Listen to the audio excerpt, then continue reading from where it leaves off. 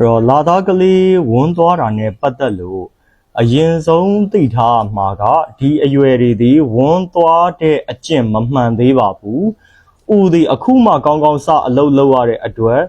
နေ့တိုင်းဝန်းသွားမှာမဟုတ်တယ်လို့တခါတလေမှလည်းတရက်ထဲနဲ့သူရှေ့မှာချုပ်ခဲ့သမျှပေါ့နော်ရက်တွေအစားကိုပေါင်းပြီးတော့အကျဉ်းကြီးလေးနည်းနည်းပို့ပြီးတော့သွားတတ်တာလေရှိတတ်ပါတယ်ပုံမှန်ဝန်းလေးဖြစ်နေတယ်ဆိုရင်စိတ်ပူစရာမရှိပါဘူးဒါကတစ်ချက်နောက်တစ်ခုကဝန်းထဲမှာသူအမြုပ်ပါတယ်ဆိုတာပေါ့နော်အဲ့ဒါလေးကများသောအားဖြင့်ကတော့ဆရာတို့စိတ်ပူစရာမရှိဘူးအဲ့တော့ကလေးကနိုးဆိုပြီးတဲ့အချိန်မှာဒီအစောပိုင်းရက်ကလေးတွေဆိုပိုတိတာတာပေါ့နှုတ်ဥယျာဉ်များတဲ့ရက်ကလေးတွေဆိုရင်အမြုပ်ကလေးတွေပိုထားတတ်တယ်အဲတခါတလေပါကြတော့လေသူကနိုးဆိုရင်လည်း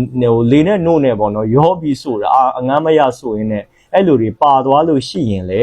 ဝန်းမှာအမြုပ်ကလေးတွေပါတတ်ပါတယ်ဒါကပုံမှန်ပါပဲစိတ်ပူစရာမရှိဘူးဒါပေမဲ့အကယ်၍ဝန်းကပြတ်တယ်အရည်တွေအများကြီးသွားတယ်ကလေးမအီမသာဖြစ်ပြီးတော့အမြုပ်ကလေးတွေပါတယ်ဆိုရင်တော့ကိုပြနေကြကိုကလေးရဲ့ဆရာဝန်နဲ့ပြန်ပြီးတော့တိုင်ပင်သင့်တယ်နော်